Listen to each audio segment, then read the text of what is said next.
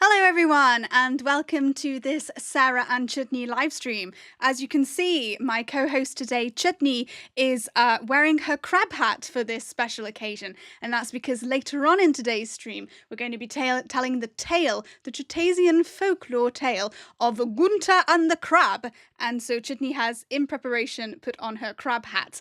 I've put into the chat the segments that I'm going to be doing today, and in between the segments I will answer any questions that you have, but as I've learned from previous streams, I will not attempt to do my segment and also read your comments in one go.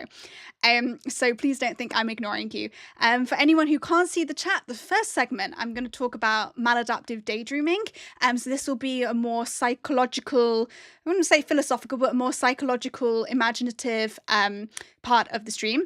Then we will do the tale of Gunter and the crab. Obviously, we would then take your questions and see if there's anything that we want to discuss from the chat. Then we will do the tale of Gunter and the crab. Again, then look at the chat. Then Chutney will do her hopefully ever-growing popular guided meditation, Chutasian style. Then we'll again look at the chat. And then Chutney will give her weekly horoscopes. So if you are in the stream at that point, if you do put your star sign in the chat when we get to it, then Chutney will tell you. I don't know if she'll be wearing her crab hat when she does that, but Chutney will tell you what kind of week that you're going to have. Oh, that's a bit better, isn't it? Oh. She will tell you what kind of week that you're having in the Chutasian style. So I'm just going to prepare for the first segment. I am going to put Chutney down for this first segment because it's a little bit more serious. Not that you're not serious, Chutney. But yes. So since I'm going to turn this into an actual video, I'm just making sure that I look presentable. I can see my notes. I will take a sip of water. If you are watching this live stream recorded, please do look at the chapters, so you can jump around and you will be able to see what will happen, but I will not. If there's not any chapters, there will be chapters soon. Right, let me just... Another thing I've learned from the stream, from editing my own videos, is that if I do not drink enough water, I will make strange noises, like... all the time. So we will see. I'm learning. This is the fourth stream that I'm doing, and I think I'm getting better.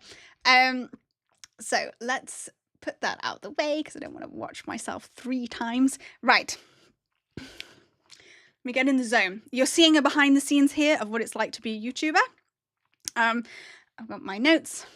Right. Let me think.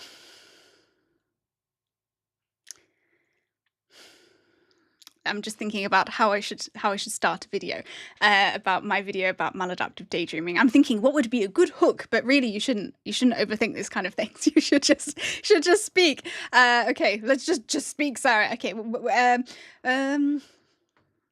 Yeah. Again, this is valuable behind the scenes content. Okay.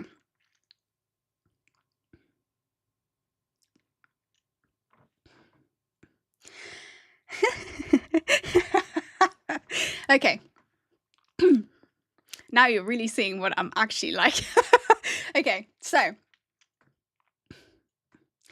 in today's video, I want to talk about maladaptive daydreaming.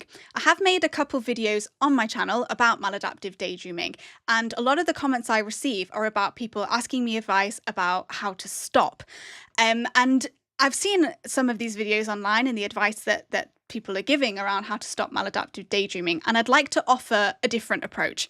I am not in any way a psychologist or a therapist or a specialist in any way, but I have an quite alternative route that you may wish to try if you are struggling with maladaptive daydreaming. I have suffered with maladaptive daydreaming in the past, but I no longer have it, or at least I don't have it active right now. So I do sympathise with what you're going through, and what my channel is about my imaginary world. So I can also relate in terms of having imaginary characters or not so imaginary characters. So what do I want to tell you about maladaptive daydreaming? I'm going to cut that bit out that I just said. But so if you are So, what I can tell from the comments that I receive on my channel about people who do maladaptive daydreaming is normally they're highly imaginative, highly creative, and often some people will have maladaptive daydreams that are, all different every time, whereas others have ongoing worlds that they maladaptive daydream in. Sometimes over many months or many years, they have reoccurring characters and reoccurring scenarios. Whichever camp you're in, I would like to first off start by saying something which I don't think is really said enough when you're looking at this how to stop kind of content. If you are someone who is maladaptive daydreaming, I first of all want to give you a compliment. It might seem a bit strange, but I want to give you a compliment. You're likely highly imaginative. You're likely highly creative. And this is a great skill. It's a great quality to have. A lot of people in the world are not particularly imaginative, or they couldn't think up a whole scenario in their head. They couldn't have a narrative between multiple characters in their head. And I want to start off by saying this is quite a unique skill that you possess, and that in many ways, I wouldn't say you should be proud of it because I won't tell you what to do.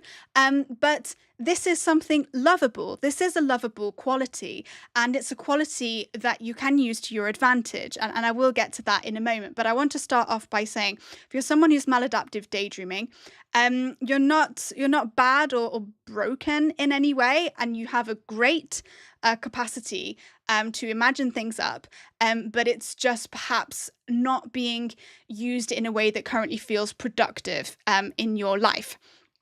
So what I what do I want to say next? It's going well. I can cut this bit out. It's cool if you're watching live. Okay. So I'll take a small, what feels like a tangent for a moment, but I want to talk about the concept of lucid dreaming. Now, you may or may not know what that is. Lucid dreaming is when you go to sleep at night and you dream.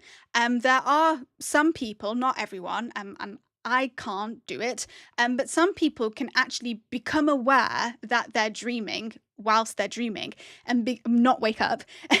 and because they are aware that they're in a dream, they can then take control of that dream, and they can kind of have fun, or they can fly, or they can do whatever they want within that dream.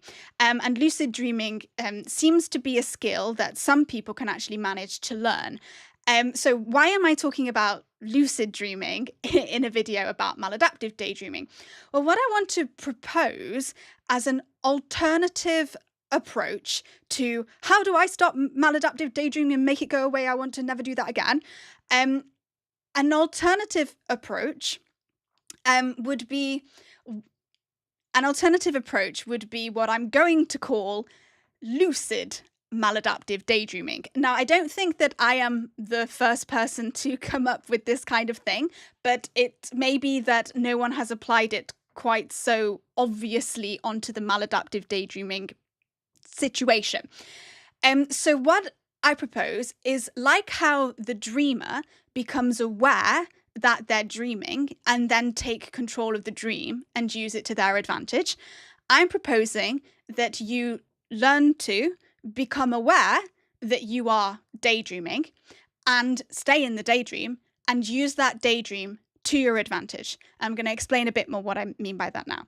I want to talk, first of all, again, just a slight, it's not a tangent, but it's for context. There is a famous psychologist you may or may not have heard of, who is called Carl Jung, and he talks about something called active imagination. And for him, active imagination was something that he did over the course of his life. He had characters and inner figures that existed in his mind that he would deliberately set aside time to talk to those inner characters. And he took them quite seriously, and he would actually write down and draw the different conversations and experiences he had with those characters in a book, which is called The Red Book, that you could go and look at if you wanted. And it was highly personal for him, actually, and I don't think it was shared until after he died. That's another thing that comes up a lot with maladaptive daydreaming, is that people are often quite hesitant to share with others what the content of the daydream is. And so Carl Jung, for example, with this active imagination that he was doing, I don't know to what extent he was willing to share that. You'd have to look online. But at least the book did not come out until after he had died. So what I'm proposing may be a little similar to active imagination, but I believe if you're maladaptive daydreaming and you have these scenarios and these characters going on in your head, you may already be halfway there to doing active imagination, which is a psychological processing tool to learn more about yourself and the world. A lot of people may well be envious of the situation that you find yourself in where you have these characters. So this lucid maladaptive daydreaming, the approach I'm suggesting is that as you're daydreaming, as long as you're in a safe situation, you're not flying a plane or something, in which case do this more CBT, cognitive behavioral therapy approach, which is the one that you will find online, which is these things about, make sure that you're not tired and learn what triggers you and learn to stay focused and grounded in your body. All this kind of thing works very well if you for a sort of short-term fix, like, oh, I'm a pilot and I can't be maladaptive daydreaming all the time. Okay, yes. Short-term fix, use these kind of step-by-step approaches that you see online about, learning to stay grounded in your environment and, learning what triggers daydreams. But when you are doing this daydream and you're in a safe place, you're at home, nothing is at risk, I'm suggesting, rather than being taken along with the stream of the daydream, like, oh, I wonder where me and my daydream characters will go today, at some point become aware, like the lucid dreamer, oh, I'm doing a daydream again. And rather than going, oh, snap out of it, this isn't healthy, this isn't good, I shouldn't be doing this, oh my God, I'm doing the daydream again. Just try to be like, okay, I'm in the daydream. I'm aware I'm in the daydream. And maybe it will take, I'm not saying you can do this all in one session. It may be many, many times that you need to practice this. But my suggestion would be, at some point, becoming able to actively and consciously engage with your daydream characters or your daydream scenario. And what that looks like for you, I wouldn't want to give you, because I don't know, I'm not a professional, I wouldn't want to give you any prescribed list of questions or activities you could try, but I can imagine 2 or 3 kind of flavors of things you could do. And it will depend on whether you're engaging with reoccurring characters who you've known for years or whether they're different every time. But you could, in your lucid daydream, ask people, your characters in your daydream, like, why do you think I'm here? What do you want to tell me? What do you want to teach me? What do you think is special about our relationship? And just try to see whether these characters who are coming from your mind, whether they have something to tell you, and whether eventually, over many sessions, they can actually reveal more to you about why you're doing the daydream. And actually, depending again on the types of characters that you have, you may be able to ask them advice for how they think you should stop doing the maladaptive daydreaming. I want to be clear at this point that when I say stop the maladaptive daydreaming, I mean stop the maladaptive aspect of it. Maladaptive means it's maladaptive. What does that mean? That it's getting in the way. It's you feel out of control of it. It's affecting your ability to function in the world.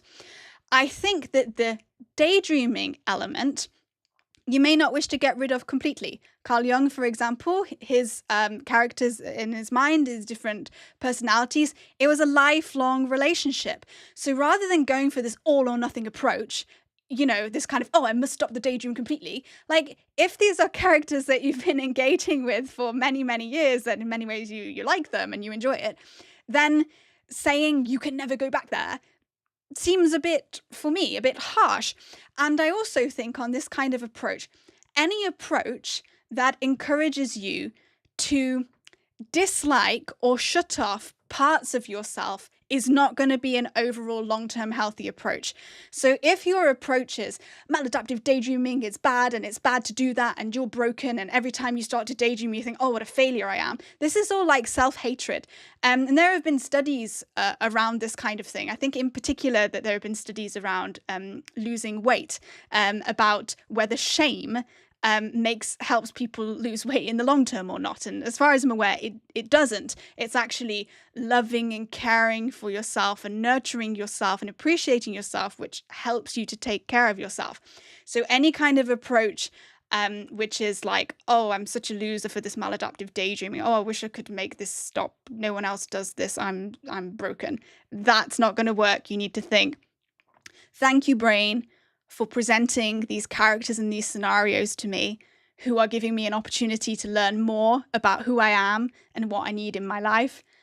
This is a great sort of survival coping insight mechanism that your brain has made up. Isn't this wonderful? Isn't your brain clever? But we just need to put it within some safe boundaries where you're actively engaging with it. You're making the decision, I'm happy to be daydreaming right now. I'm going to actively talk to these characters, and then maybe I'm going to write it down. So this is something I'm doing deliberately and consciously to learn about myself. So you're not trying to make it go away.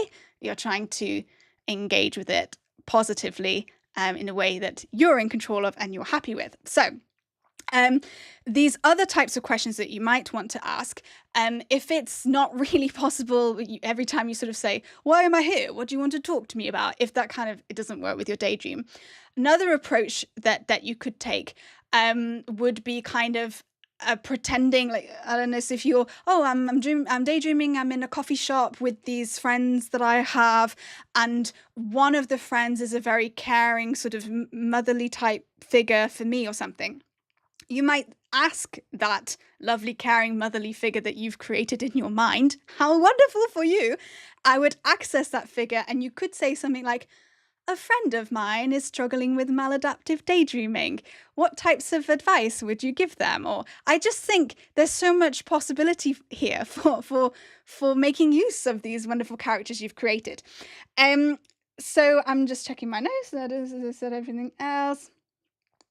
Yeah,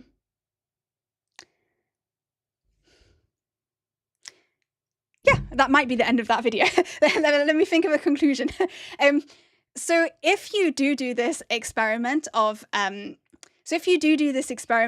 lucid maladaptive daydreaming, which I hope would eventually become lucid daydreaming, which is essentially active imagination, which somebody already came up with, so I'm not the creator of this.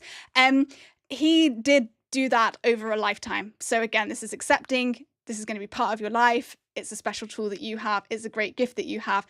Please do share in the comments if you try this. What kind of questions worked for you? Do you have any tips for managing to stay in the daydream when you're doing it? It would be great for the comment section to be a place where people can help each other on this journey. Thank you very much. And if you have any questions, you can leave them below. So that's going to be my first segment. I probably like rambled a bit too much. So now you're getting the behind the scenes of the YouTuber thing. So now there's the, was that what I wanted? Oh, well, you know, that's who I am and that's what I do. If the video doesn't do well or something, then I will just refilm it, or I don't know. Does it matter if the video does well? The idea is out there if people need it. So have you solved any problems using this method yourself that you would like to share? Have I solved any methods? So I think this is just for the stream now. I don't think I'll put that in the actual video. So I would say that the way that, which I've shared before, the way that I overcame maladaptive daydreaming, or to be honest, it sort of shows its head at different times. Normally the question is around what is the maladaptive daydreaming giving you that your waking life isn't giving you, is normally a good indicator. Or it can be, if I wasn't maladaptive daydreaming, what else would I be thinking about? That's a good one. And yeah, I think that's mostly it. Is the maladaptive daydreaming just completely separate from your life, but it's a great distraction? Or is the maladaptive daydreaming providing something that you can't get in normal life that you can start making a plan towards getting? And as I said, if in that daydream there is a very helpful character, there's no reason why you couldn't employ, is that the right word? Employ that character. No, it's not employ. It's recruit. There's no reason why you couldn't recruit that paracosmic. Well, I don't know. It's not paracosmic. That daydream character to help you on finding out why you're in that daydream. Asking them, why do you think I'm here? Why do you think I enjoy spending time with you? What do I get from you that I don't get from others? So yeah. Has any of the characters in the imagination in general helped you? You mentioned talking to a character to solve a problem. Have any of the characters in imagination in general helped you? You mentioned talking to a character to solve a problem. So I haven't personally used this method, which again, I probably won't put in the main video. but I've used the method of talking to inner voices, but it's not maladaptive daydreaming. I would put that as active imagination. I would say Jung's active imagination. I have done that, I believe, and it was helpful. It is helpful, but that didn't come from a maladaptive place. Although I don't know exactly how you would exactly classify a maladaptive. I'm just putting my phone on silent. Hold on. Right, there we go. Can't be disturbing my live stream. Next question. I suppose the Chutasian characters have helped you this way, perhaps. Well, yes. Yeah, so we were talking about, so they can come back on. They can come back on the stream now. She looks so cute.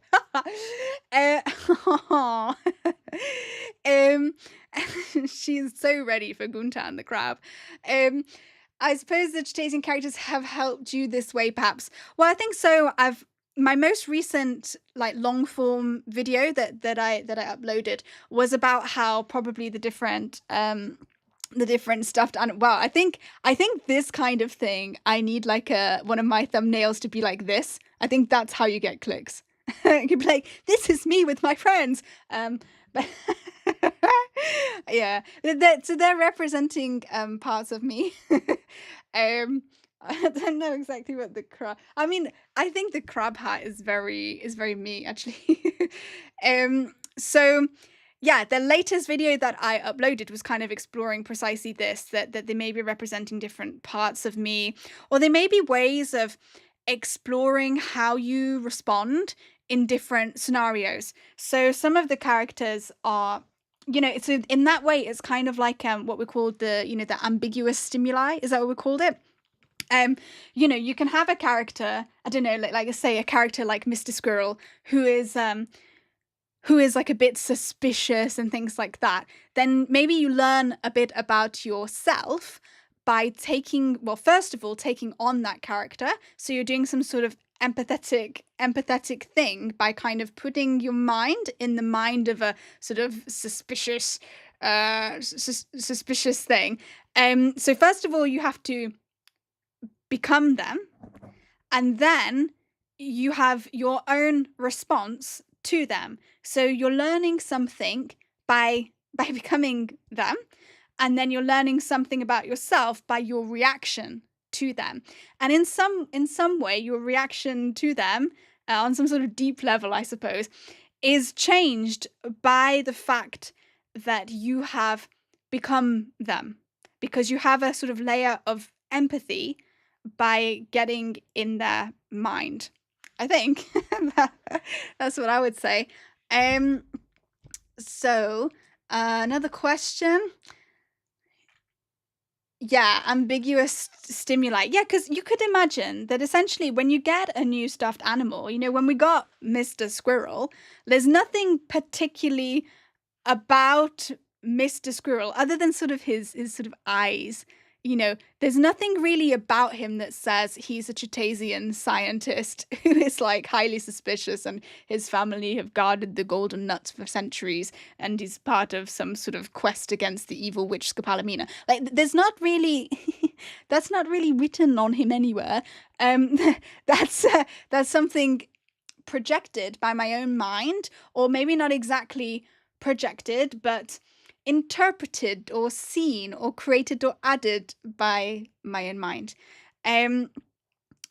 So yeah, he's sort of an ambiguous stimulus or whatever you call it. And then the characters, I mean, some of the cuddly toys, especially, I mean, some of them, it's sort of like we already have, they're not totally ambiguous because you already have like a storyline that you're kind of working on to some extent. So for instance, let me put tropical down. You good? Yeah, tropical's good. For instance, the little ones, they're not totally ambiguous because this one came first into our earthly lives, and he was financial advice. Then when I got this one, it's not totally ambiguous because then you're like, but it's got a similarity to a pattern that we already know. So she's his wife, and she's cooking advice. And then when you get the third one, you're like, okay, well, I've understood now. This is a family structure. They give advice. So it's not totally ambiguous. In this sense, you're just adding more to the pattern. This one, of course, is called pooping advice. So, and I would say some of the other characters, like for instance, Hogimodo, is what was striking about him was his like sort of terrible posture and things like that, which sort of shaped the way that I saw his personality, and then I kind of fitted him into narratives that Chutney was already telling us about Chutasia. Maybe a good example of a truly ambiguous stimulus from recently would be Simon Peter Pickle, because it wasn't totally obvious that he should even be in Chutasia. But then, of course, we understood that he is the stuffed toy. He is the transitional object of one of the characters in Chutasia, who is called Schusslicki. So this is Schusslicki's toy, who is called Simon Peter Pickle. And Schusslicki, just when the pickle looks at me, I feel like he's looking at me. Like I feel that he's. I think it's because of the light reflecting, but it really looks like he's looking at me and he's like seeing my soul. And the more that I look at his face, the more that he looks slightly unhinged, because there's a bit of like his cord, his fabric on just one side is sort of slightly bulging, like as if whoa, Chutney, you nearly had a fall, let's put you down. As if he was sort of like slightly crazy. I don't know, the longer that you look at it, the more you feel the pickle sees inside your soul. I feel like this should be part of the guided meditation segment a bit later on. We can do a bit about, focus on the pickle, or that, what's that skit? There was a thing from Little Britain. It's look in my eyes, not around my eyes, look into my eyes. Is a bit like that, some sort of hypnotic pickle.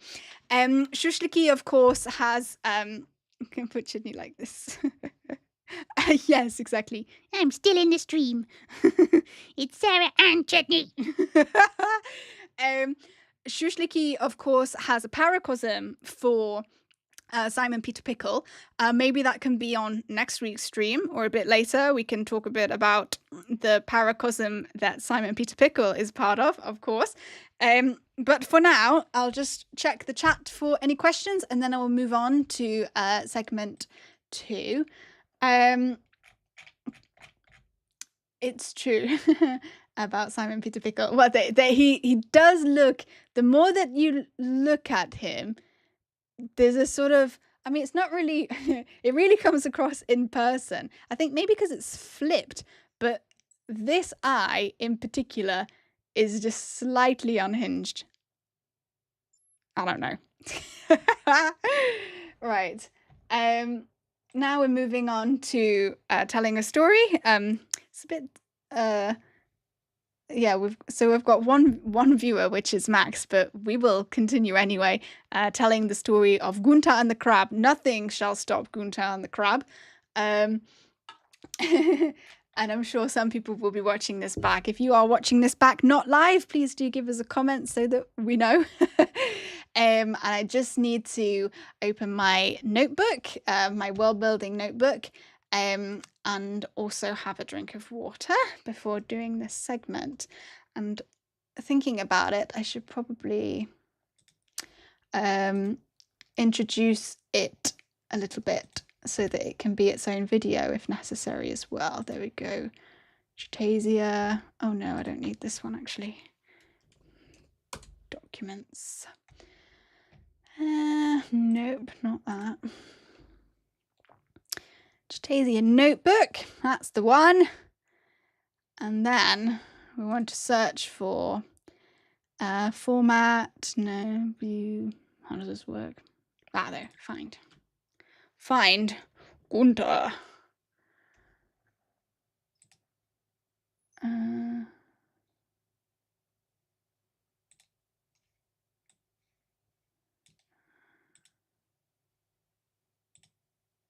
Okay, right.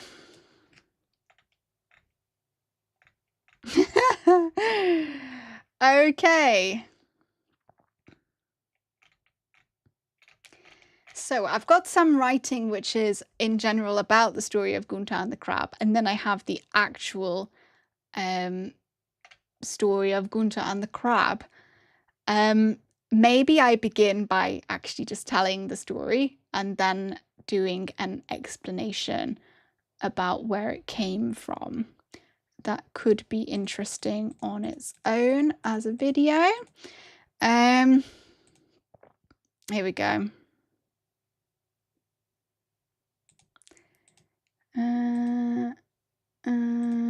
Gunter and the crab. Where is it? Oh, I just realized the story is not very cheerful.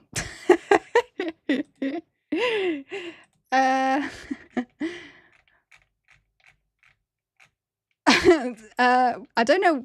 Where did I write the story? Must be here somewhere. Places, groups, individuals. No. Oh, it's under Chutney, maybe. No. Must be here somewhere. I remember seeing it. I remember writing it. Find crab.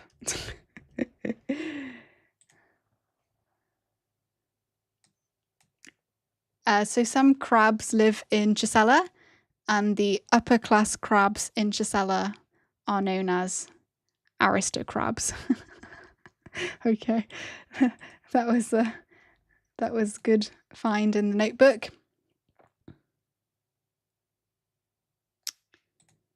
Sorry about this. I mean, I don't think anyone is watching except for Max. Sorry about this, Max. I wouldn't have deleted the story. Would I?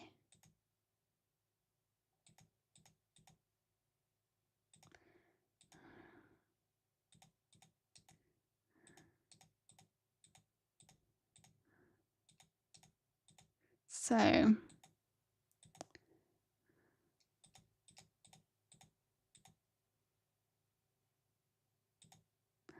it's not in my notebook. I wouldn't have deleted it, would I? I mean, if I was like a pro, I would have checked this before. Let me ask.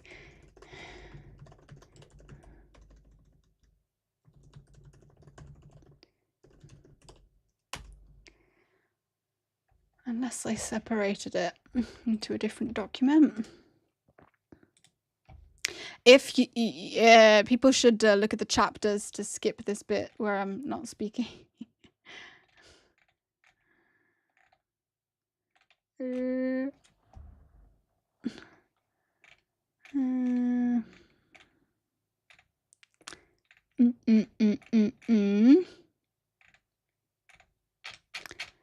wonder where it is. Let's look at my other notebook.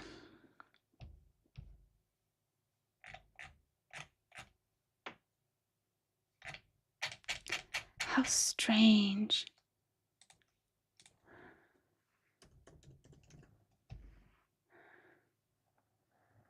Next. No.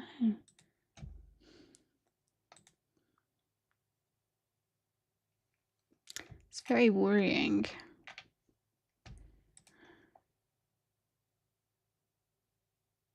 Oh, there we go. Oh, there it is. Okay, the reason why I did not find it easily was because the story is extremely short, so short that I just thought it was a sentence about Gunter and the crab. I didn't realize it was the whole story of Gunter and the crab. This is very offensive.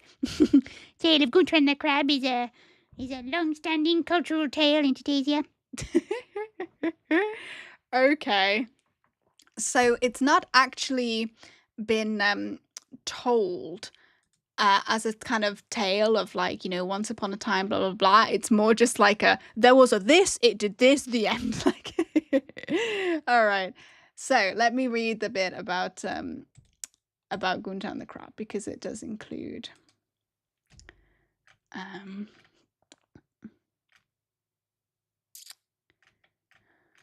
yes, exactly.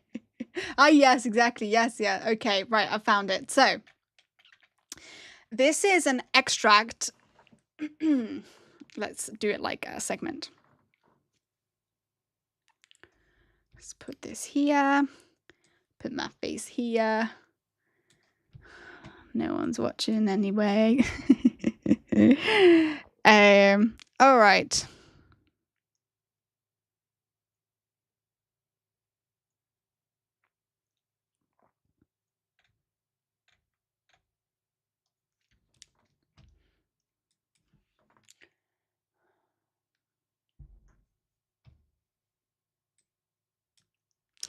Okay.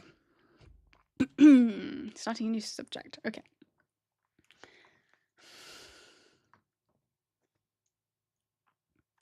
Hello, and thank you for joining us in this special Sarah and Chutney storytelling session about Gunter and the crab. I'm going to be reading today from an excerpt from a kind of chapter that I wrote at some point. As some of you may know, I don't really write my world that well, but occasionally I feel like writing a chapter, and I have written a chapter on the tale of Gunter and the crab. As you can see, Chutney is wearing her crab hat in preparation for this. So a little bit of background is at some point Chutney travels to the island of Spiketek, and in Spiketek she is working as a customer service agent. We'll have to cover this in another episode. But she has to look through instruction manuals to describe how different factories work, how different machines work in a factory, and all of the this isn't good. I'll have to start the segment again. All of the instruction manuals are signed by an author mysteriously called the Crab. But let me just film that again. Maybe I will not end up putting this stream whole on the internet. I mean, I guess someone can watch it if they want. If you decide to watch this whole, please do let me know. It'll be very interesting. All right. But since we don't actually have any live viewers, I will at least try to get my video right. So I'm starting a video again. Thank you for joining us for this special storytelling segment of Sarah and Chutney. As you can see, today Chutney is wearing her crab hat, and that is because we're going to be talking about the tale of Gunter and the crab. Yes, it's a very important tale in Chutasian culture. That's why I'm wearing my traditional crab hat. She's so cute. Oh, what's in my hair? Chutney, did you put some sort of fluff in my hair? Is it gone? Oh, for fuck's sake. Sorry, I shouldn't swear. What is that? Some sort of thread from a toy. Ugh. All right. Did I ruin my own intro? See, this is why, you know, if you're just filming and you film alone, you don't have people watch you, because this is really super boring now. Okay, right. Let me do the intro again. Okay, I think I'm not going to put this whole live stream up because it's just insane. But I don't know. Maybe someone will want to watch it. Anyway, so...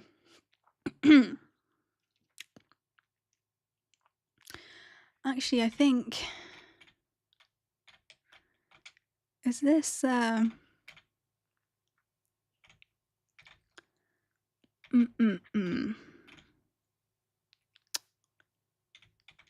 Okay.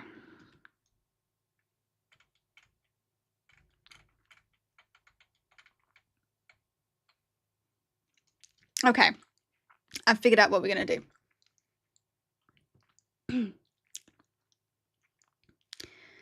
Perhaps I should have a drink. It's quite different doing a live when there's not actually a live audience. Hold on.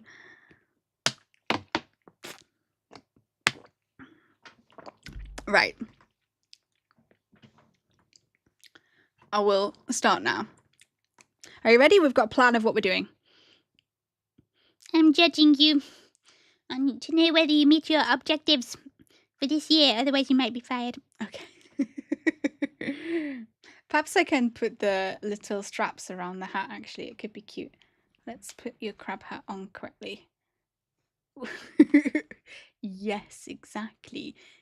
Exactly like that, Chutney. I'll show you in a minute. Oh, so cute. Hold on. It looks like a fisherman's hat. Let's leave it like that. Okay. Okay.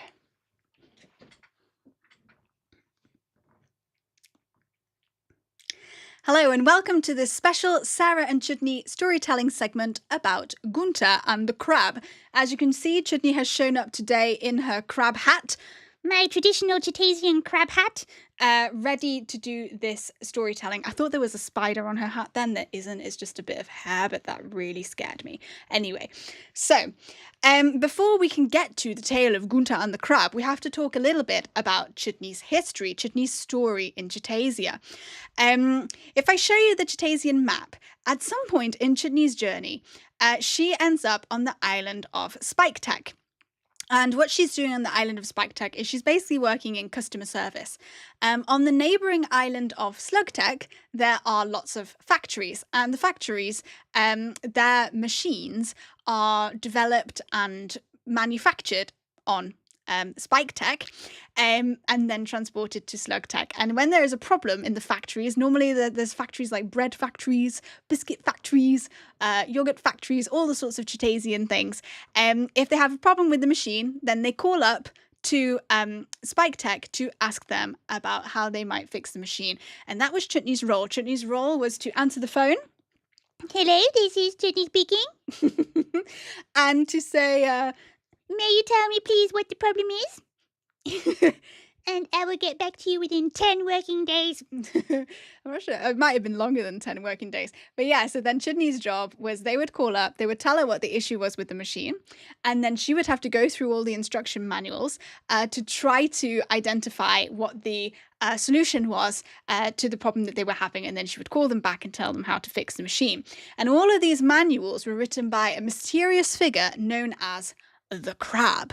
And Chutney was very interested in the crab, and this will probably be a sort of multi-episode thing.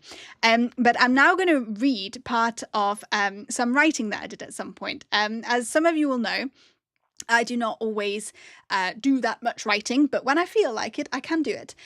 So I'll start this writing. It talks about Chutney's job in Spiketek.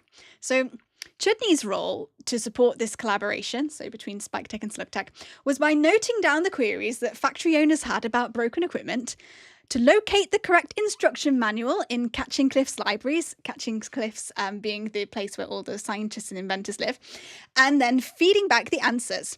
The equipment and the machines were designed in Catching Cliffs, and they have only a single master instruction manual, which are all held in a secure library location across Catching Cliffs. So when you buy a machine, you only get one manual, and the manual remains at Catching Cliffs. And it's forbidden to remove manuals from the libraries. So it was Chutney's job to write down the machine model number, very precise. I'm not a very precise person. She's not a very precise person, so sometimes she probably got it wrong. And then she had to write down exactly what their question was, and the specific answers, and then she would phone back the customer, and she would say, I have your response now, here's how I can help you. I wasn't very good at this job. She wasn't very good at the job. And what she created this kind of username. Her sort of customer service username was, of course, Beaver Creature 6000. And Beaver Creature 6000 always quoted at least 10 working days to provide an answer. Yes, okay. Hello, this is Beaver Creature 6000. May you tell me what the issue with the machine is, please? Yeah, and I've got some notes here that even say that as Chutney mastered her craft and became very involved in this world of customer service, she would actually dress as Beaver Creature 6000, and she would sleek back her spikes. Obviously, we can't see her spikes right now because she's wearing her traditional Chutasian crab hat.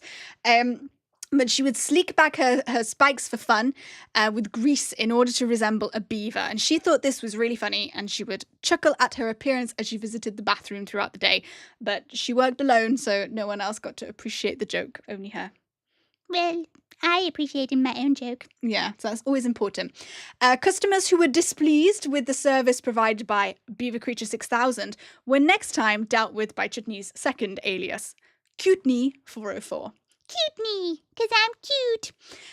Chutney 404 responded on the extension 6404, as in Beaver Creature 6404.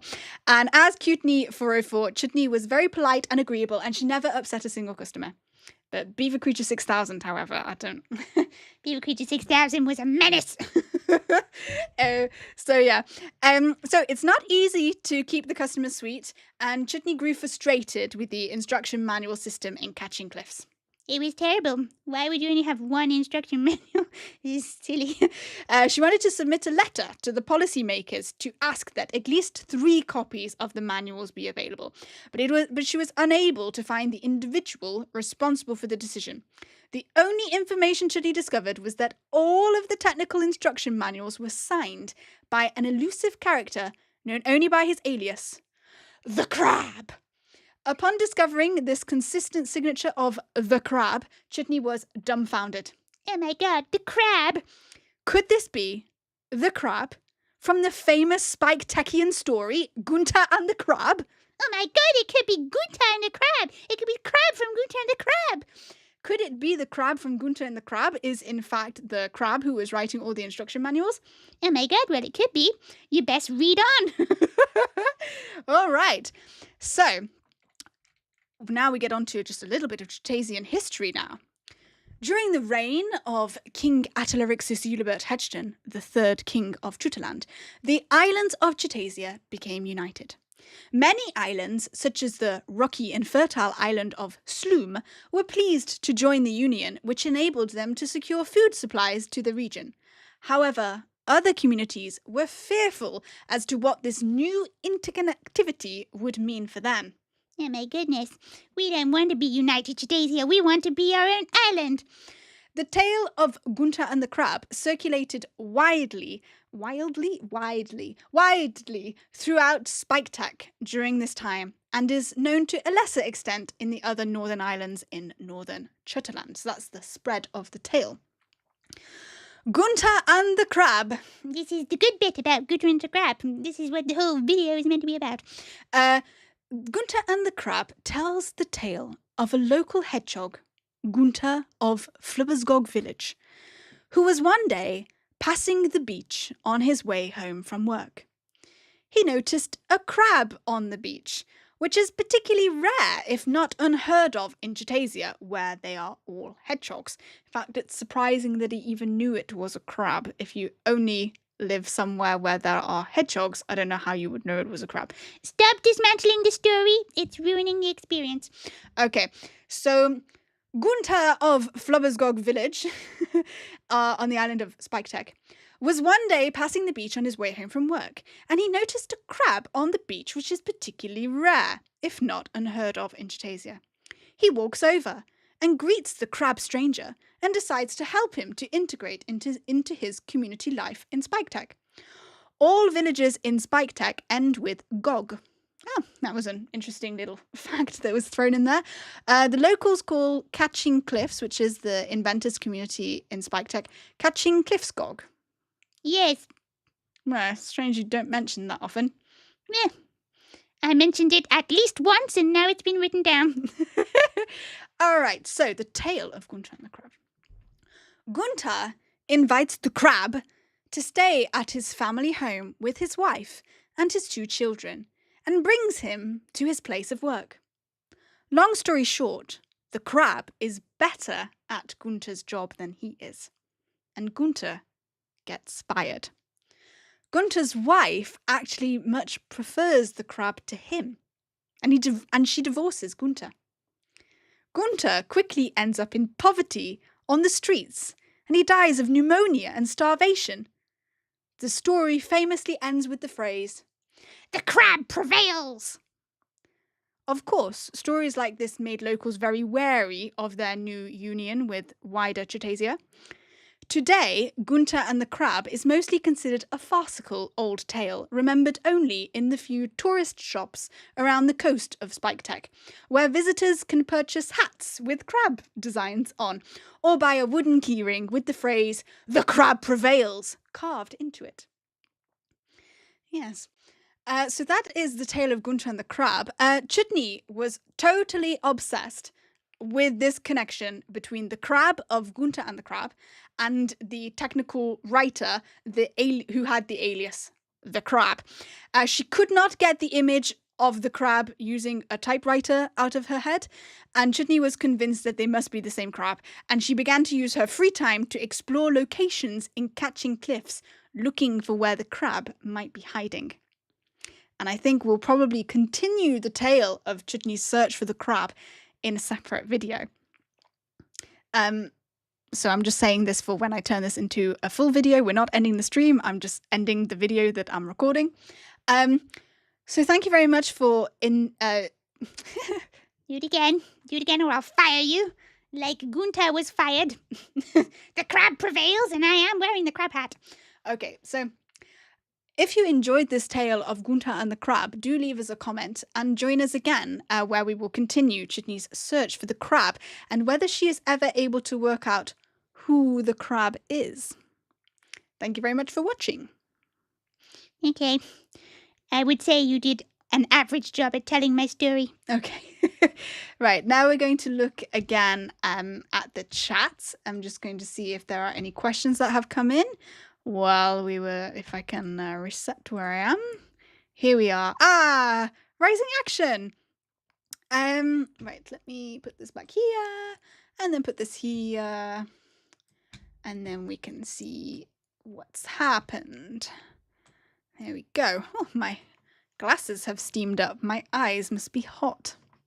What the hell? Okay. So I'm going to read. I love Chutney's hat. I slept in, so I'm only just getting here. That's fine. No worries. Does any of Chutney's customer service IT skills come in handy when you're experiencing tech issues here on Earth? No. What do you mean, no? I am a very patient and diligent customer service agent.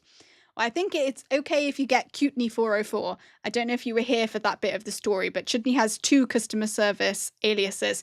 One of them is Beaver Creature 6000, who is probably a bit more impatient, whereas Chutney 404, very sweet, never upset anyone. Hello, this is Chutney 404. How can I help? How can I be of service today? Oh, who would be angry at that? We call that her ketchup laugh. And then if in true Chutasian fashion, if you have a ketchup laugh, you first squirt the ketchup and then you must slurp up the ketchup. So that's Chutney's ketchup laugh. Actually, normally she does an expression with her face, but I can't do it because of the hat.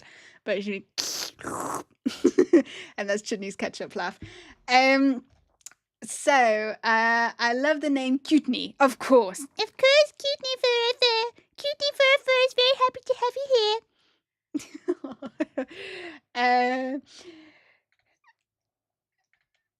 Chutney lived such a full life in Chutasia before she came to Earth 20 or so years ago. Does she get homesick or have any desire to return?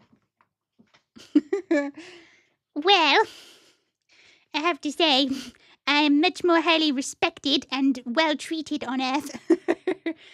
When I return to Chutasia, because I can manifest the future, you see, I will be considered a prophet of my people. I will be returning as, I can't remember if it is the almighty Kunra or if it is Yentachuk. We'll have to look that up for another day. But I will be considered a prophet. We know already that I went in the time travel microwave machine, and when I return via the time soup, but not necessarily via a microwave, when I return, it will have been only 3 days. So they will have only missed me for 3 days, but I will have gained an awful lot of wisdom, and I will come back and I will share with them all the wisdom that I gained from my time on Earth, and they will all love me so much, and then I will, take the throne from my mother, the queen, and start a revolution. I mean, it will be very peaceful, and... I don't think my mum is a very good queen. Not this mum. This one is called Sarah. But my mummy in Chutasia, she's not so into freedom. And I'm into freedom, I think. But I don't know. We'll see. We'll see what the power does to me. But yeah, I will return as a prophet. So I will finally have the respect that I deserve. Do I have a desire to return? Well, I have a desire to be with my mummy, so I'll only return when my mummy can return with me, which is probably when she dies. It's a bit complicated. It's when there is no one left on planet Earth who knows who I am, then I will go in the time soup and go back to Chutasia with all of my friends and my family. Yeah. So, do you get homesick though? Well, sometimes I think that I miss some Chutasian food, but I can't eat in my stuffed toy body. So it's mostly the stuffed toy body prison that I dislike, rather than Earth. Yeah, on Earth I have my mummy and she's very nice. And one day I'm going to have my theme park. My Chutasia themed theme park. And, will there be some sort of crab? I think there will be some sort of crab ride at the Chutasia theme park. But I was thinking, actually, Chutney talks a lot about wanting this theme park. But I'm not sure. I mean, I'm not sure it's what she truly wants. This is gaslighting. I think really, what would the theme park give you? A physical manifestation of my story and how loved I am. Yeah. So there might be other ways to get that. Like, for example, if you had a really lovely, loyal following of people on YouTube who were interested in what we were doing, maybe that would be the equivalent of a theme park. She thinks I'm an idiot.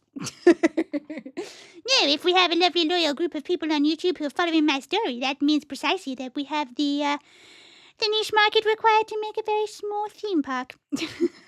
Yes. Okay. I'll try again another day with that one. Do you know if any other Chutasians are living or interacting with humans on Earth? If so, do they have the same power that you have to impact Chutasian history, or is that a power only you have? Well, so there are other Chutasians, as you can see. Let me get the other Chutasians. So these ones are Chutasians, but they have travelled here sort of connected to Chutney. So the reason why they've all shown up here is that after Chutney left Chutasia via the microwave, all these, well, not all of them, it's a bit complicated. Some of these, like for instance, Alfredo goes in the microwave after Chutney, but because the microwave was sort of set, it's a bit complicated. There's sort of two layers of understanding about how the microwave works. There's how the microwave actually works, and there's how they think the microwave works. And there is some influence because how you think the microwave works impacts its ability to work. So I'll explain it. That I think I can't remember if I said it in another stream, that you don't actually need the microwave in order to travel through the time soup. So for instance, Hogimodo did not go in a microwave. And I'm not sure that, I can't remember if all of these little ones went in the microwave or not. I'll have to look at that. But the microwave is just a tool that you can use to help you get in the correct mindset to be able to travel. So the mindset being, like you're about to die. So what is unusual in Chutney's case is that most hedgehogs, when they die and they go into the time soup, they would be stripped of their identity to some degree. Before, I suppose, entering another timeline, they would have a different personality or whatever. But what's unique about Chutney is that she went into the time soup and then came out onto another timeline, but didn't forget who she was, or or or she did, but she's just telling us that she was. It's a bit complicated because did Chutasia really exist? Or did Chutney just make it up? It's a bit complicated. Everything that Chutney... All right, now we're on to the philosophical world building bit, aren't we? This is what you came for. Let me figure it out live. So, Chutasia is whatever Chutney and I deem it to be or interpret it as. So, you could make the argument that Chutney went into the time soup, was stripped of her personality, and then came to Earth as a brand new hedgehog. And then that brand new hedgehog has created retroactively their backstory. What do you mean? Like has misunderstood certain things as past life memories, or something like this. Because everyone else who goes in the time soup mostly forgets who they are, is how I understand it. But of course, Chutney appears to have come through and retained who she is. And then other hedgehogs that came through with the intention to travel with Chutney were also able to retain their personalities because of Chutney as like a beacon. So they only know who they are because Chutney knows who they are, or quite frighteningly, because Chutney might have made up who they were, which is a bit weird. So which is a bit frightening, that this might have just been a stuffed toy that I bought from the internet, and then Chutney saw it and went, yeah, that's my dad. And then he sort of became her dad because she said that. This is a bit sinister.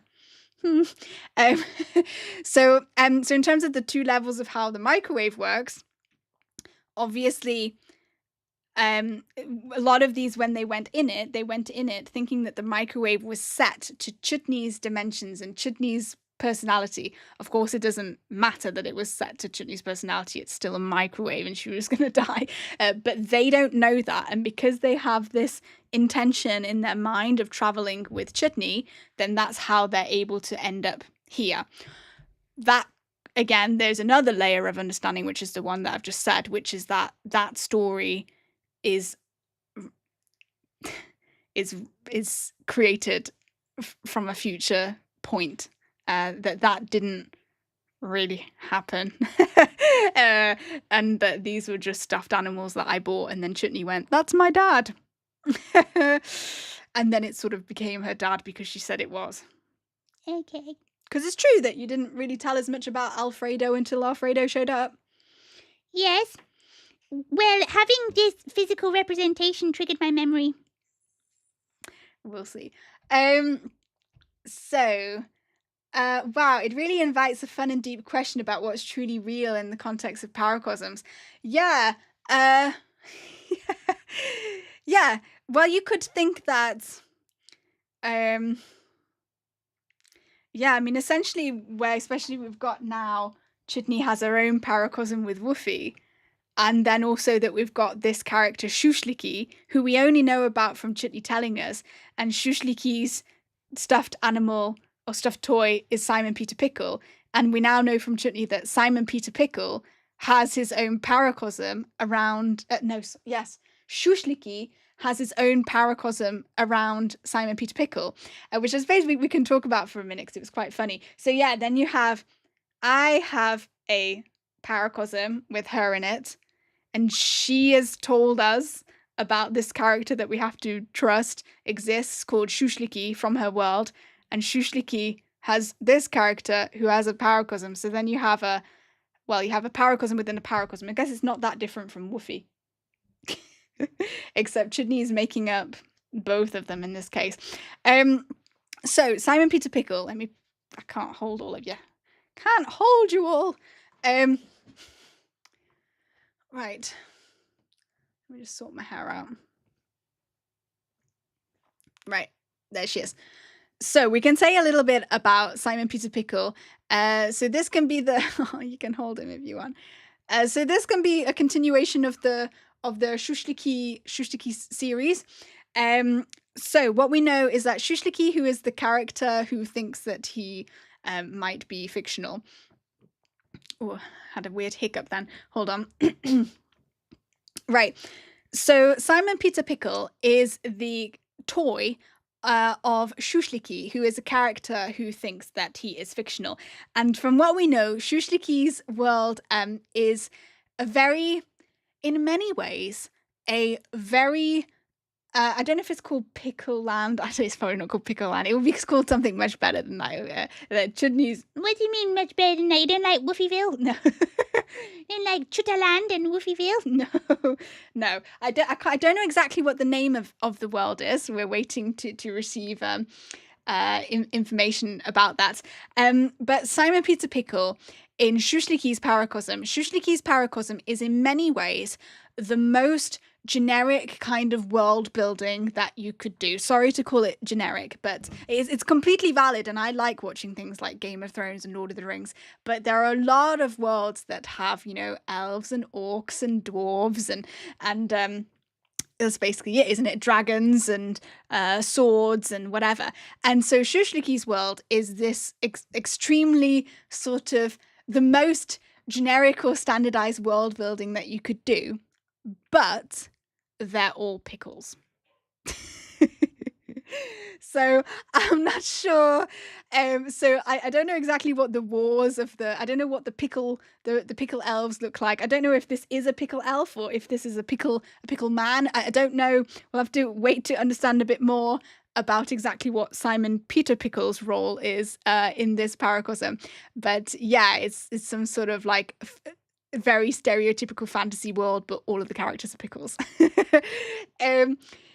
So I hope I didn't miss a chat about maladaptive daydreaming. No, that will be I'm gonna cut that into its own video, so it will be, well, when this live stream ends you'll be able to watch it at the beginning, but if you want to watch it nicely edited, because I stumbled a bit when I was filming it, if you want to watch it nicely edited, it will be its own video uploaded. But if you're really keen to watch it, then it will be at the start of this. But I think it's a real behind the scenes of YouTubing, because I had to say some bits twice because I wasn't happy with what I said. Come to think of it, if there are other Chutasians like Alfredo here, do they ever validate Chutney's stories about Chutasia? I recall the stuffed squirrel talking about an evil witch living there. Yeah, so the way that it works is because they have travelled to Chutasia and they are using Chutney as a kind of magnet. I mean, this is all, again, so we're talking about the two layers of explanation. This is the explanation surface level. The deeper level might be that Chutney's just making it all up. But on the surface superficial level, because Chutney is a magnet and they're only kind of here because she's here, they can't contradict anything that she says. In some ways, their minds are existing through her mind. They only know who they are because of her. So there are some questions there about, can they have their own memories? Can they remember things that Chutney didn't know? And that's something... It's something that I need to think about. That's something that we're figuring out, whether they have knowledge that Chutney doesn't know, or exactly how that works, but they can't contradict her. I have a feeling that... if they contradicted me, they would cease to exist. I think that they can't betray why they're there. So if you have someone like Hogimodo, so the way that Hogimodo got, and it relates to the evil witch, Hogimodo is a... oh, look at his posture. Ironically, he's supposed to be a posture pal. So you're supposed to put him like on a table and then lean against him to make you sit up straight. And the irony is that he is not sitting up straight. So he is some sort of scientific philosopher alchemist. These are his face flaps. Some sort of strange mutation of the hand thing where it has migrated up to his face. So he was taken captive by evil witch Scopolamina, who might not be evil, who might not be a witch. Don't judge her by her name. It just happens to be in this story that she is evil and she is a witch. Evil witch Scopolamina. I don't like her. So Hogimodo was taken captive by evil witch Scopolamina and forced to work on trying to crack the golden nut, which is the sort of ancient hard drive of information. And I think also they also made the microwave machine that Chutney then eventually went in. Oh, you're chilling in your crab hat. So what happened with Hogimodo is he was being tortured, I think. And again, he was able then to access this state of mind of, I'm going to die. And what he wants is that he lives his life in service to the royals. So his intention, the intention of these, when they went in the microwave, is this is a microwave machine that was set up to send Chutney. So this is all to do with Chutney, and I'm going in the microwave because I'm going after Chutney and I'm looking to find Chutney, and therefore they're attracted to Chutney, and that's why they ended up here. Hogimodo doesn't go in a microwave, but he realizes that he's going to die.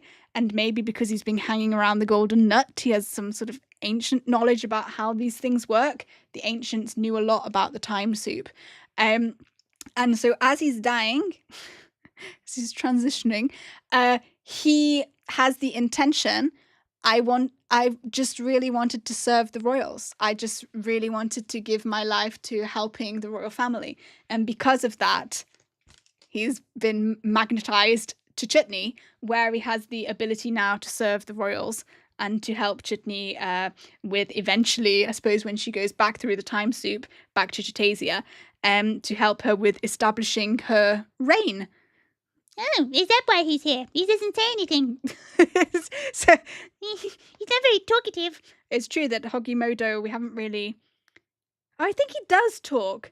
Oh, yes, I think he does talk, but now I remember why we didn't do his voice. Hogimodo, no, I think he will need a different voice if we're going to do him on the internet, because I don't want to be mistaken. I don't want my intentions to be misunderstood by people. Hogimodo, the actual stuffed animal, was brought to us, of course, though the essence arrived in the way I described, but the actual stuffed animal, as you can see by the tag, or you probably can't see by the tag, came from Japan. So Hogimodo has somewhat of a Japanese accent, but I am not confident that we should do that right now. I think we should think more about whether that's the image of the Sarah and Chutney channel or not. It might be. I don't see. There was nothing wrong with the way that he talked, as far as I'm aware. Okay. We have to take it. What do we say? We have to take this offline. Shall we take this offline and schedule, what is it? Oh, you're trying to do corporate speak? Yes, I'm trying to do corporate speak. You can be like, shall we take this offline? Shall we schedule a follow-up call? So you can ping me later? No. I'm not good at corporate speak. Let's see this. You're going to circle back. Are there stuffed animals' bodies identical to their Chutasian bodies? What is you're going to... Oh, you're going to circle back. Yeah, I'm going to circle back with you. I'm going to circle back on this, Mummy. Because we need to review your annual objectives. And I might add an objective, which is that you have to do Hogimodo's voice. And if you don't do it, then you won't get a promotion. Oh. Yeah. What are you going to promote me to? Theme park manager. Theme park manager. Okay. Well, will that be for good pay? No. Well, it will depend on the success of the theme park and your ability to achieve your yearly annual objectives. Okay. I'm going to do the ketchup laugh.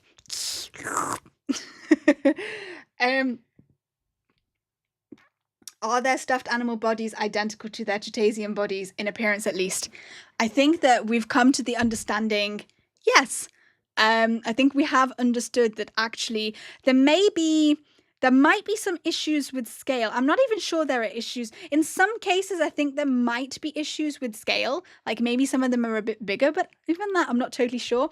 But yes, in Chutasia, they are basically made of fabric. And you might look and say, well, how the hell does Chutney walk? But it's sort of like you're putting your earthly limitations onto Chutasia. She can walk. You just scrape her bum along the floor. No, this is very rude. So yeah, their fabric and their landscape that they live in is also likely fabric. So when we talk about the blanket mountains, this is probably a blanket. And everything is probably fabric and soft and snuggly. Of course, for them, that's just their environment. And I think then we had also discussed another time that therefore Chutasian dragons are so frightening because Chutasian dragons look like earth hedgehogs. And so they're like, what the hell is that? They're very, very terrifying. Have you ever seen a Chutasian dragon, i.e. an earth hedgehog? Oh my goodness, it looks completely different to me. I don't even know why I'm called a hedgehog. I barely even look like a hedgehog. You're a potato, a hedgehog, as we like to call you. Yes, exactly. I love potatoes.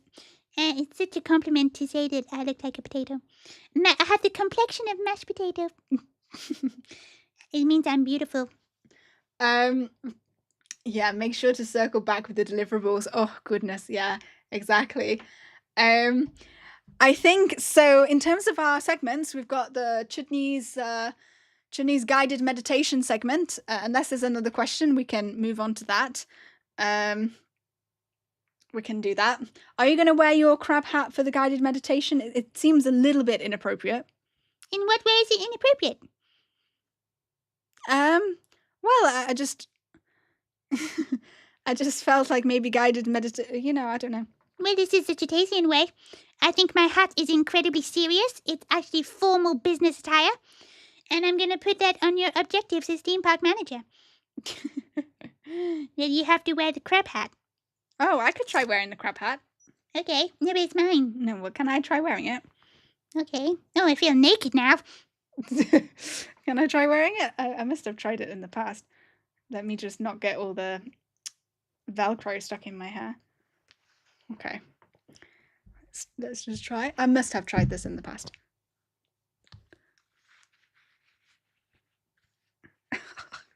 Hold on.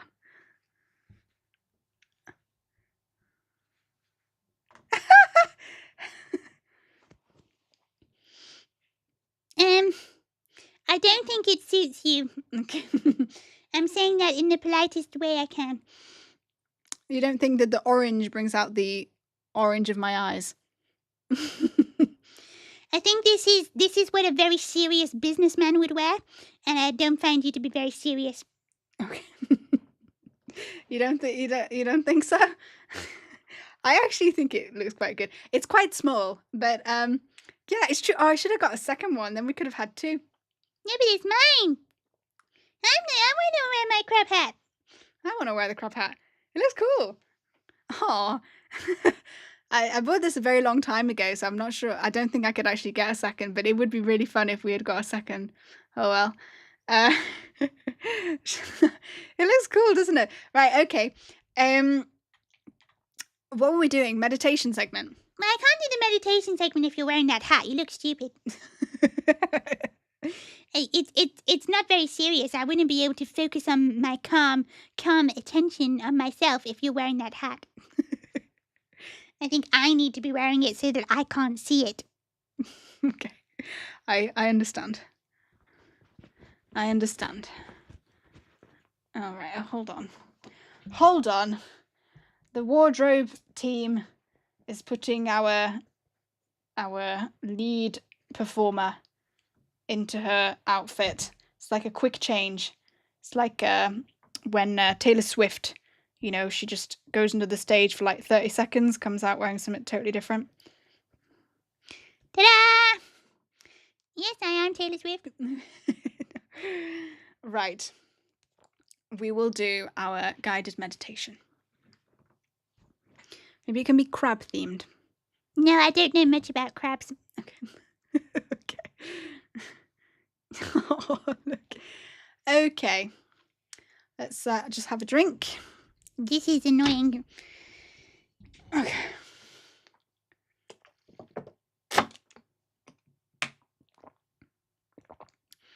Right. Okay. You're making horrible noises in my ear. Sorry. Chutney hears through my ears, actually. You don't hear through your ears. It's just an illusion. Well, the illusion is bothering me. Okay. Yeah, because that's also, you know, during the thing you said last time, breathe in, breathe out, but you don't have lungs and you don't breathe. Yes, but I'm leading a meditation for humans, and they do. Oh, okay. I imagine breathing. Right, but in Chutasia, you don't have lungs. No, in Chutasia, I don't have lungs. So the concept of breathing must be very alien to you. Yes, it is very alien, but I have been here for 22 years, and I have noticed that you do breathe. Okay. So for the purpose of this meditation for humans, I will include breathing in and breathing out. But if I was doing it only for stuffed animals, I would not include that. But I know my audience. Okay.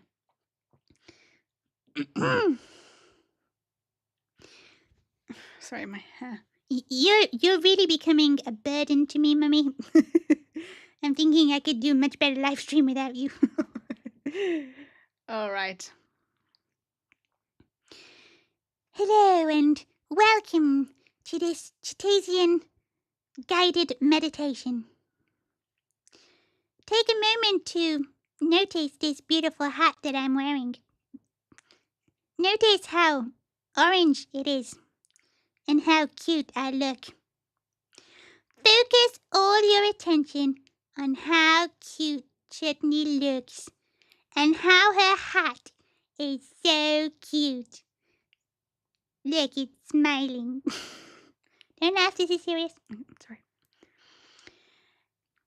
Take a moment to think about how ridiculous you would wear if you would look if you wore this hat. And then bring your focus back to how cute I look. And as you focus entirely on the experience of how cute I am and how cute this hat is, notice that you've forgotten all of your troubles. All of your worries, they just disappeared the moment that you saw this hat. The hat is smiling at you. And just as you see this hat smiling at you, in a completely normal and not crazy way, think about how you can smile upon yourself. Think about the times when you deserved for someone to look at you and think, wow, you look so cute. And think of the times when you were struggling and that you would have felt better if you had seen a smiling crab hat. And take this moment to really experience the smiling crab hat and internalize the message that it conveys to you. That everything is okay. This is a really cute crab hat and everything is okay. And as you go about your life this coming week, when a moment starts to destabilize you, perhaps someone at work says something infuriating like, do you want to circle back with the deliverables? And you feel annoyed, you can just remember your internalized smiling crab hat and feel the weight of your internalized smiling crab hat on your head and think, yeah, everything's going to be okay because Chutney exists. Really, that's the outcome. Everything's going to be okay because Chutney exists. Yeah, you know that I'm a Chutasian prophet. Okay. Okay.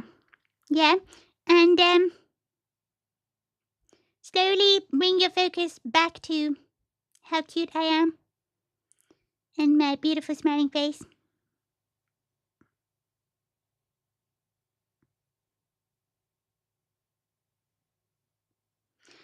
And return again to your senses and your surroundings. And press the like button. That's what YouTubers do. Okay. They were in a highly suggestible state. Press the like button. And thank you for attending this guided meditation. I hope that you took something valuable from this moment that we shared together.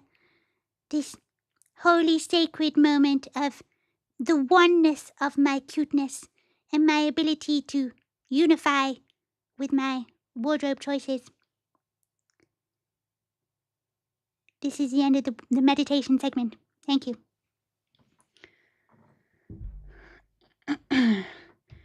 Chutney, it says it looks red on camera. Okay. Well, what we can learn from this is, we can't always trust our perceptions, It does look a bit red. It's orange. No, okay. What it means is, that in life we can argue about semantics. But we all see the hat. We all see the hat. We all perceive the hat. But we label it with different words. And it is there that the conflict truly lies. The conflict does not actually lie within the hat. The conflict lies within our attempt to capture the hat and to make it something that is ours and to convey to others what is ultimately not possible to convey with words, which is, of course, the experience of seeing the hat with your eyes. How can you describe the color red? How can you actually describe the experience of seeing the color orange? That's quite good. Yes, it's called philosophical world-building comedy. What's the comedy bit? Which bit's funny? I don't see any funny bit. Do you see any funny bit? I don't know which bit was comedy. That was entirely serious. You're receiving a clapping emoji. Thank you. But of course, the clapping emoji is just an attempt at a symbolic representation of the inner admiration and reverence that he feels for me in this moment. So I will understand that the clap emoji is not actually holding the true essence of how you feel about me. It is just your feeble attempt at conveying to me how much you enjoyed what I said, and I will say thank you. Which, of course, is my feeble attempt at conveying to you how I feel inside when you give me a compliment. Very good. On a similar note, we can do the horoscope segment. If there's no more questions, again, I'll take a little drink. Okay. Well, what is it taking a drink after all?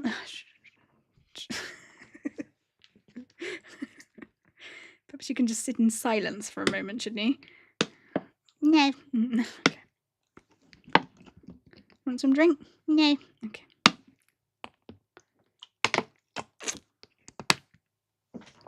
Right, so we can now do the horoscope segment where Chutney will give us her horoscope readings for the next week. I don't know if Rising Action is still with us, but last week Chutney gave a horoscope reading for Rising Action, saying that I think you were going to have an excellent week, a positive week. She felt that if you followed your intuition, then you would have a good time. So I don't know whether her prediction came true or not. That would be interesting to know. If not, we can get going with what's the star sign that's a crab, because you should probably do that one since you're wearing crab hat. I think it might be Pisces. I like pies. No, Pisces is fish. Yeah. Oh, okay. Not a crab. Maybe it was a different one that was a crab.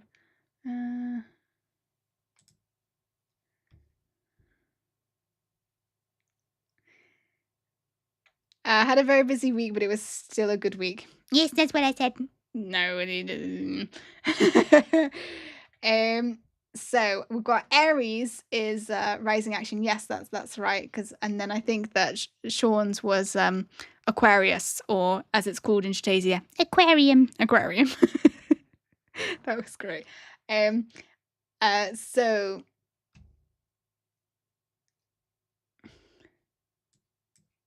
I think.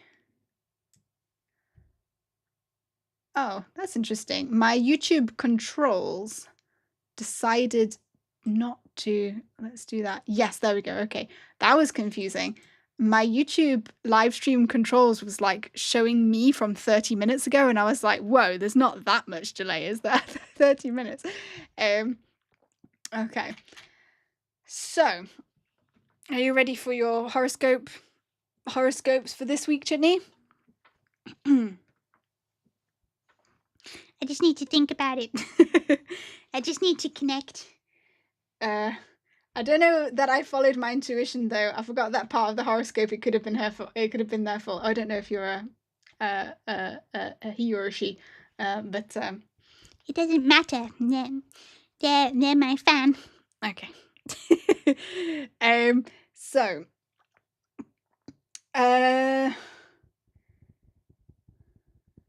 What are you thinking about? I'm just letting you take a moment to connect to your inner intuition. Okay. I am receiving this. Welcome to this week's weekly horoscope reading for the week that will be starting on the Monday, the 27th of July, 2026. This is very precise. I don't want this to be understood on the wrong week, because it would be wrong then. Yeah. And I will start off with the horoscope for Aries.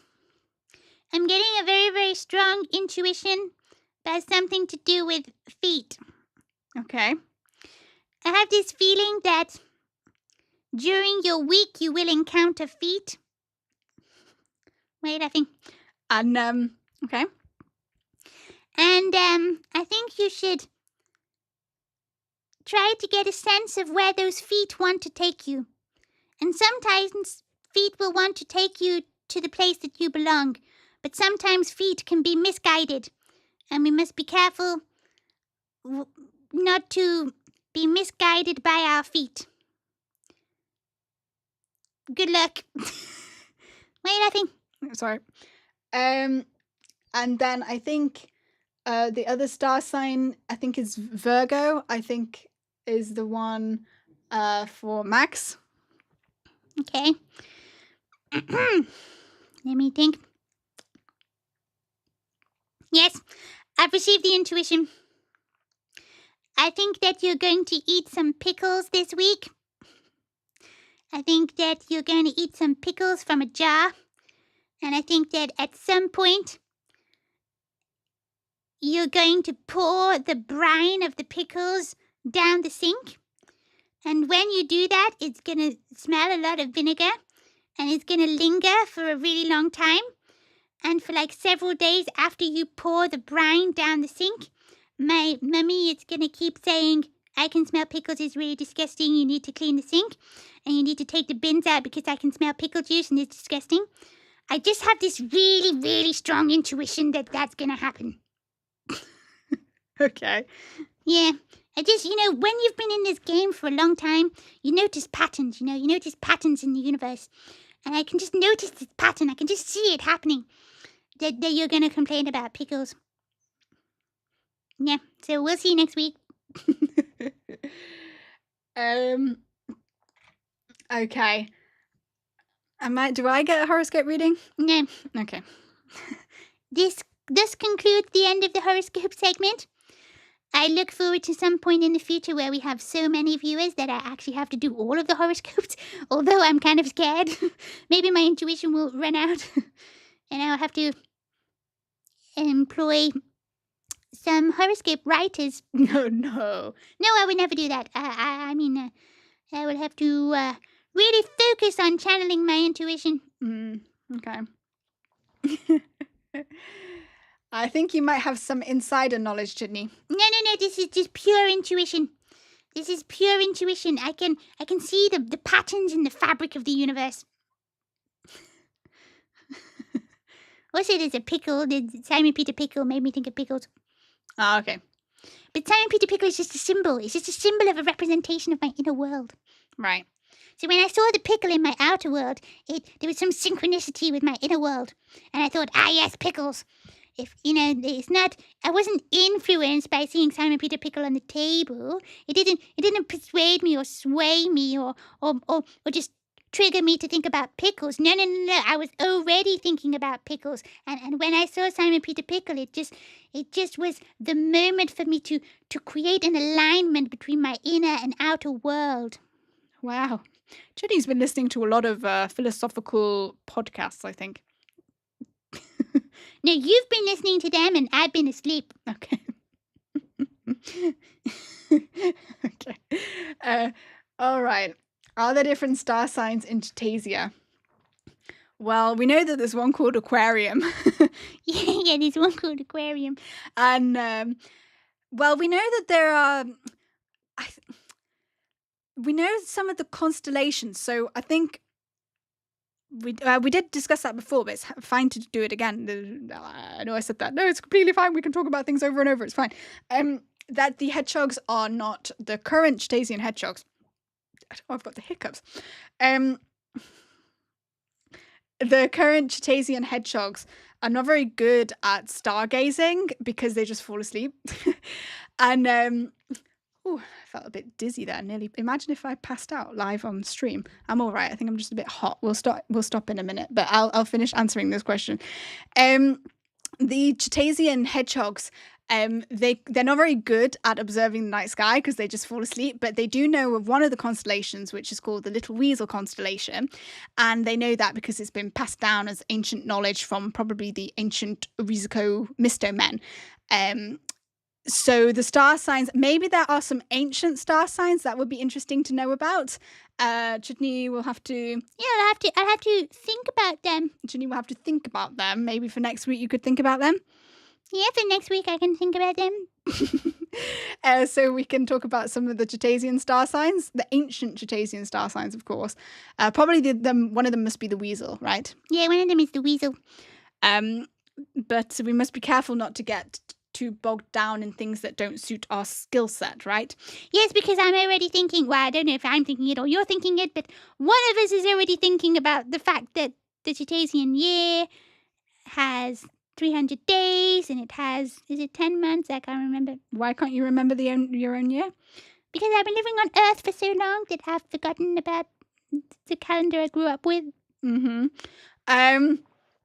Yeah, so we can probably remember some of the star signs, but maybe it'll be fragmented and we won't necessarily know what times of the year they related to. Also, there isn't a way, as far as I'm aware, to convert your star sign to the Chutasian star sign, but you could pick one that you felt identified with your soul. You felt a calling towards a particular Chutasian star sign. That would be okay. Like, for instance, the Aquarium. Shh, stop mentioning that. It was funny the first time. It's funny every time. It's funny every time. All right. So as I said, I'll probably wrap up now because I feel a bit weird. I feel very hot. But we did do 1 hour and 40 minutes, and I think 2 videos. The one about the maladaptive daydreaming and the other one about the tale of Gunter and the crab. They will end up being their own videos. So it's good, not every stream is going to be the same, and sometimes it's more structured, sometimes there's a lot more questions and things like that. That's fine. We do it every week. So there'll be lots of different flavours. Yes. Okay, we're getting ready to sign off now before you pass out live on the internet. I don't think I'm going to pass out. I just feel really hot. Great seeing you again. I hope you, Max and Chutney, have a great week. Thank you, Rising Action. Hope to see you soon. Have a good week. Don't forget what I said about the feet. Okay, signing off now. Thank you. Bye-bye.